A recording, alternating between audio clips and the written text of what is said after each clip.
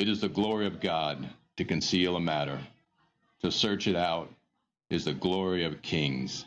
This is the Message to Kings podcast.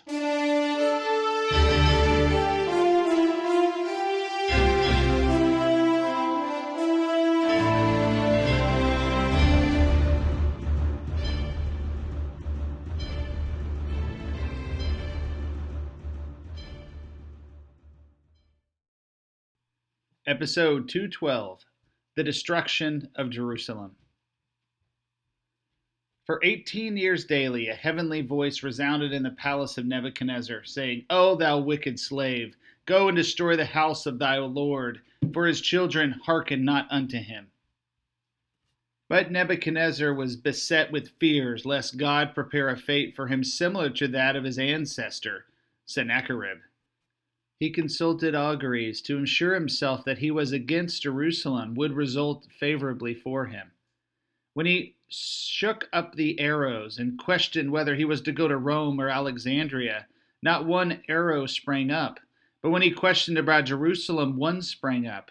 He sowed seeds and set out planets. For Rome or Alexandria, nothing came up. For Jerusalem, everything sprouted and grew.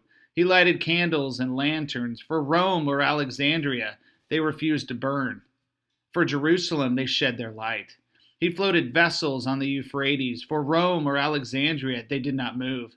For Jerusalem, they swam. Still, the fears of Nebuchadnezzar were not allayed.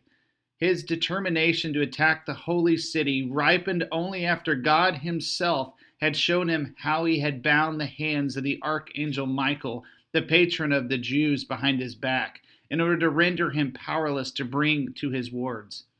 So the campaign against Jerusalem was undertaken. As I searched for resources for this episode, as you can tell, we're pulling from lots of extra biblical material. This excerpt was from the Legends of the Jews. And I haven't pulled from this book in a while, mainly because it's a bunch of legends with little historical support for things. But man, some of this stuff tells a crazy story. We don't know for sure, and surely this isn't true, but how interesting is the Legends of the Jews, and shows how God was calling Nebuchadnezzar to fulfill his judgment on Jerusalem.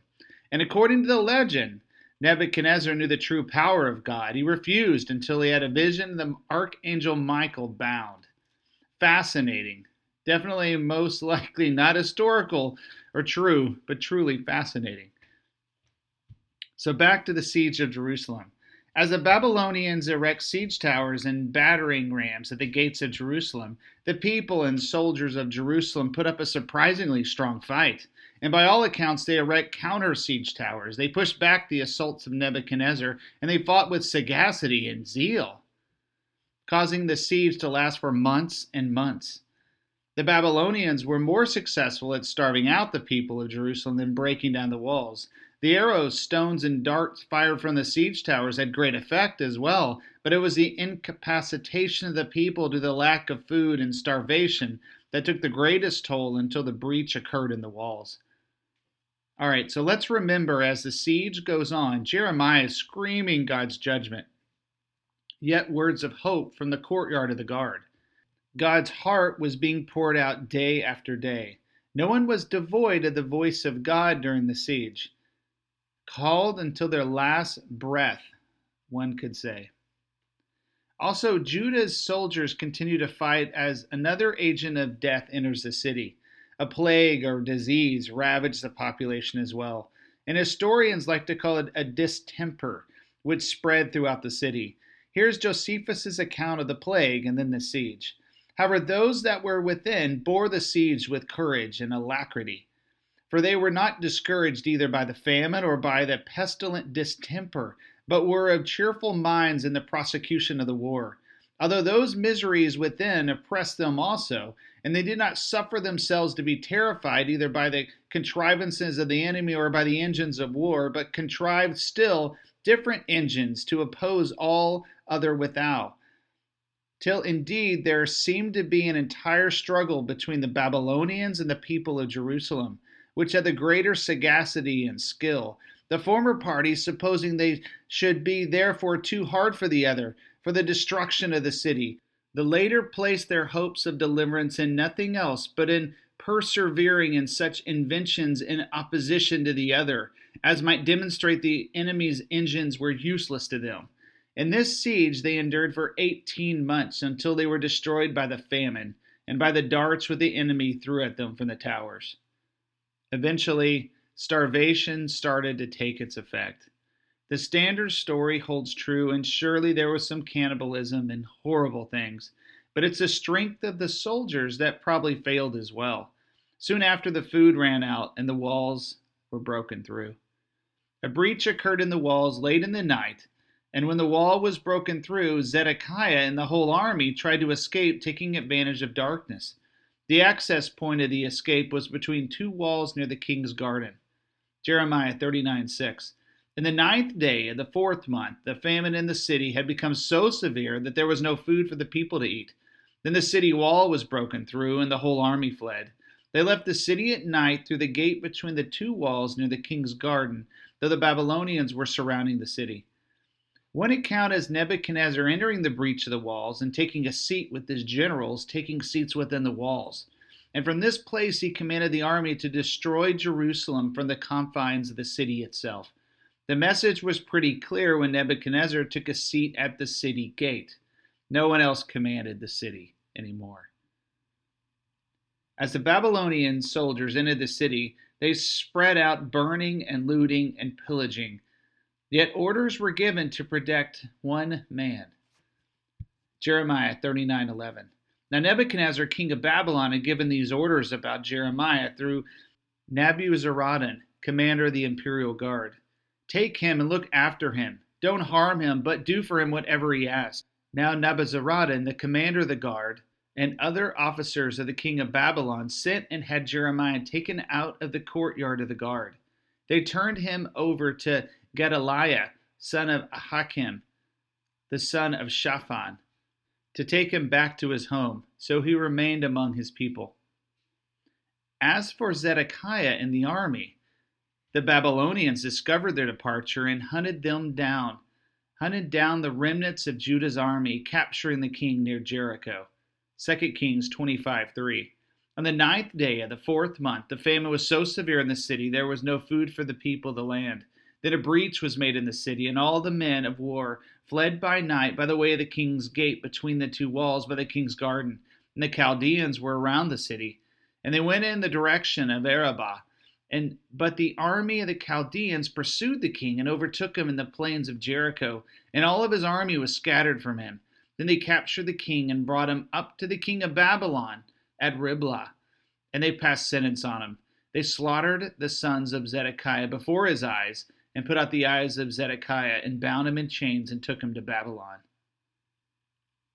Thus Ezekiel and Jeremiah's prophecies were fulfilled. He was blinded, not allowed to see Babylon, yet taken to Babylon, fulfilling both prophecies almost in riddle-like fashion. The lesson here is never doubt the word of God and use our brains to try to challenge God and his words. The same holds true to those smart atheists out there. When they doubt the entirety of the Bible due to some small contradiction, almost always, if they would just study a bit more, they'd find the contradiction reveals a greater truth. Different prophets have different perspectives, yet it's the same scene. The next scene is the systematic destruction of Jerusalem, its temple, the city walls, the city itself. We see the introduction to our story, the captain of the guard, Nebuzaradan, as if he has some vilified character, for he will be the one attributed to as the one who conducts atrocities, the imprisonment of the people, the razing of the city, and the destruction of the temple itself. 2 Kings 25:8. In the 5th month, on the 7th day of the month, the 19th year of King Nebuchadnezzar, king of Babylon, Nebuzaradan, the captain of the guard, servant of the king of Babylon, came to Jerusalem. He burned the house of the Lord, and the king's house, and all the houses of Jerusalem. Every great house he burned down, and all the army of the Chaldeans who were with the captain of the guard broke down the walls around Jerusalem.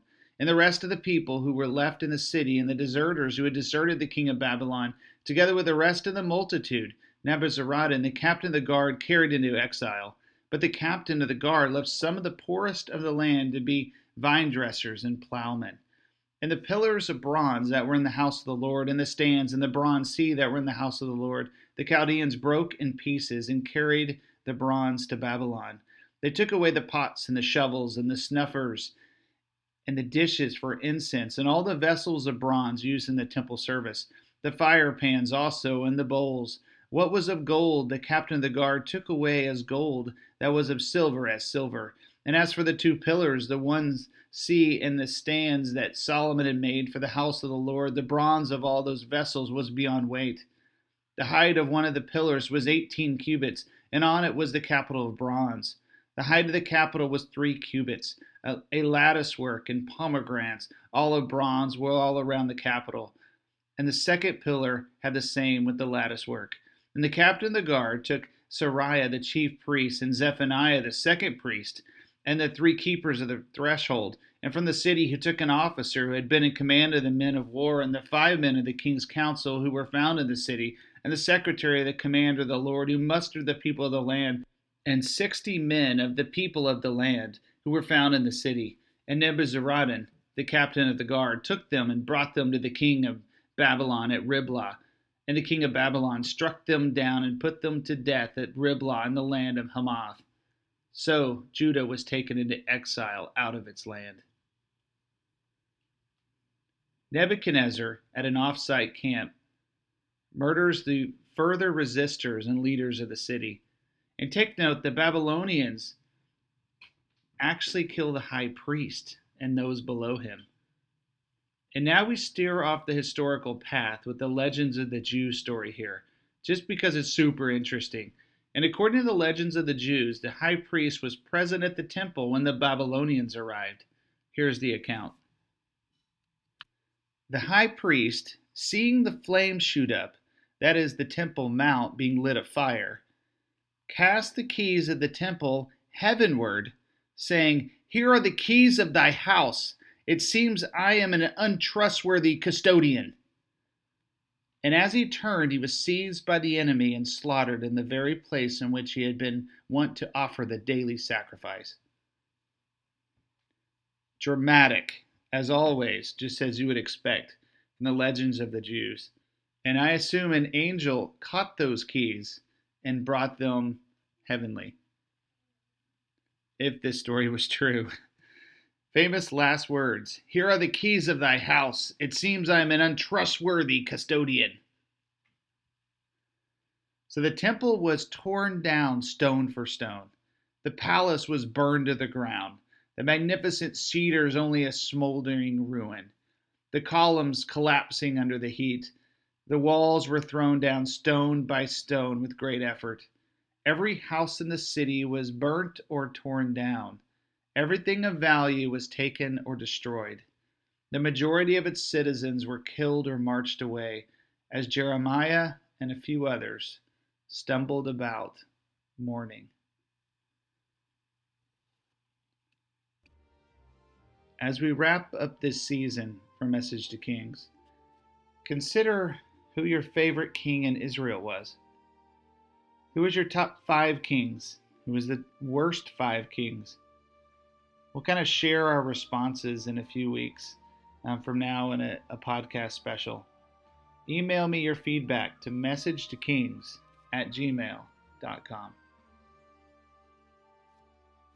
We end with this episode covering how this was one of those scenes that lingers and lingers.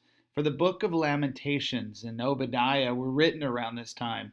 The season and story doesn't take a break, but it lingers in the pit, so no one forgets judgment happens and lessons must be learned. For we have 3 perspectives of this time frame, even after this destruction: Jeremiah, Obadiah, and a Jewish traditional account of the exiles. And before we cover these perspectives or introduce them, there's a horrible coincidence, though there is no coincidences in God. The temple is actually destroyed on the 9th of the Hebrew month of Av, according to the lunar calendar. Over 600 years later, the Romans will take Jerusalem and destroy the second temple, and on the same lunar calendar day of the 9th of Av. The mourning and death toll and scars are upon the Jewish people to this day. The result is their remembrance of this day and their traditions. And here's an article from the Israel National News website. Almost 2,000 years have passed since the Roman Empire destroyed the Second Temple in 70 AD, or in their story, they say CE, and even more since the Babylonians, as recounted in the Bible, destroyed the First Temple. But the Jews the world over dim the lights in the synagogue once the Sabbath is over, sit on low stools or on the floor, remove their leather shoes, and mournfully recite the book of Lamentations written by the prophet Jeremiah, who witnessed the first destruction. Some congregations repeat Lamentations in the morning, and all recite for several hours the many liturgical elegies that bewailed the loss of the temples and other painful tragedies that befell the Jewish people throughout history. Tens of thousands will come to the Wailing Wall in Jerusalem, an outer supporting wall of the temple compound and the only vestige of its splendor, for our sages taught that the divine presence never left the wall. With police on high alert throughout, all as custom and required, do not greet each other, and on the fast refrain from studying the Torah except for certain selections, sit on low chairs, and until noon refrain from bathing, leather footwear, cosmetics, and intimate relations. All this is a culmination of the 3 weeks of keeping various customs that symbolize mourning, and even more stringent ones during the 9 days leading to the fast. It was told that the Emperor Napoleon Bonaparte was walking down a street one night and saw a darkened synagogue lit by several candles and people lamenting while sitting on the floor. Wondering what terrible catastrophe could have befallen them, he asked and was told they were mourning the destruction of their holy temple in Jerusalem. He was sure this was a recent tragedy, and upon hearing that it occurred almost 2 millennia later, is said to have remarked, "A people who mourns their temple for thousands of years will also live to see it rebuilt." If I forget you, Jerusalem, may I forget my right hand. May my tongue cleave to the roof of my mouth. If I ever don't think of you, if I don't raise up Jerusalem above my highest joy. Psalms 137. The 9th of Av is a date remembered by tragedy in Jewish history. On this day, the Jews in the desert wept in fear after hearing the report of the spies, as recounted in Numbers 13 and 14. Beitar, the last fortress to hold out during the Bar Kokhba revolt in 135 AD, fell to the Romans and over 100,000 Jews were slain. A year later, the temple area was plowed over, marking the last milestone of national Jewish presence in the Promised Land until the modern era. The cruel expulsion of the Jews of Spain by King Ferdinand and Queen Isabella in 1492 achieved this goal on the same day. World War I erupted in 1914, causing untold suffering to the Jews of Europe and Palestine, setting the stage for World War II and the Holocaust on the 9th of Av as well. Mass deportation of Jews from the Warsaw Ghetto to the Treblinka death camp began in 1942 on the 9th of Av. And I wrote this script before, and as I read all this, I'm actually quite appalled at the quantity of tragedies that occur on that one day to a group of people. Yeah, that's pretty intense. It is no wonder that it is mourned in the Jewish culture today. Now we arrive at our 3 perspectives.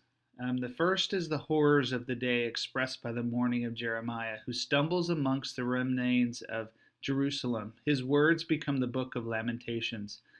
Sorrowful mournings of the prophet who the people failed to listen to.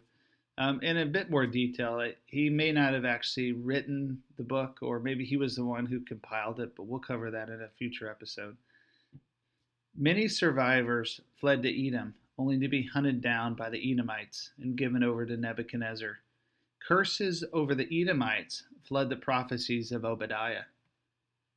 Regarding the exiles taken from Jerusalem, once the walls were torn down, the accounts vary on how many were hauled away into exile at this moment.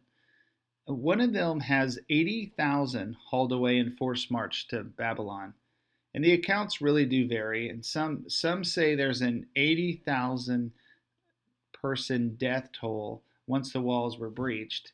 Another interesting account has 80,000 of the survivors hauled away to Babylon, only to meet their fate on the waters of Babylon. Mainly because it's interesting how one of these stories wraps into Psalm 137. And one of these accounts reveals how the Levites sing songs on the temple all through the siege. And this singing really irritated the Babylonians. And it caused them to have an irritation and a struggle throughout the siege while they were down in the basically in the grounds below the walls and the dust. There was this singing coming down from the city, and these Levites were doing their daily singing. But once the siege is over, Nebuchadnezzar commands these Levites to sing for him now. And they refused, hanging their instruments and harps on the poplar trees on the rivers of Babylon to provoke the king. And he does. He's provoked to rage. And the story goes that there's a slaughter of 80,000 along the waters of Babylon. Their song that did come forth was not singing for Nebuchadnezzar, but a curse on the Babylonians. Yet it was also the remembrance of their city. And this is Psalms 137. Psalm 137. By the waters of Babylon we sat and wept, when we remembered Zion. There on the poplars we hung our harps, for there our captors asked us for songs. Our tormentors demanded songs of joy. They said, "Sing for us one of the songs of Zion." How can we sing the songs of the Lord while in a foreign land? If I forget you, Jerusalem, may my right hand forget its skill. May my tongue cling to the roof of my mouth. If I do not remember you, if I do not consider Jerusalem my highest joy.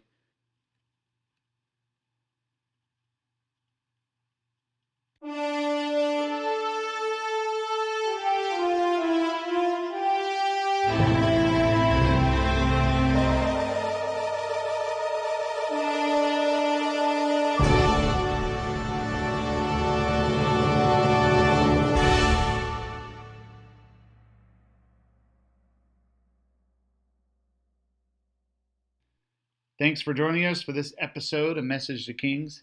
Feel free to visit the website, messagetokings.com, share the Facebook page, or if you want to chat, email us at messagetokings@gmail.com.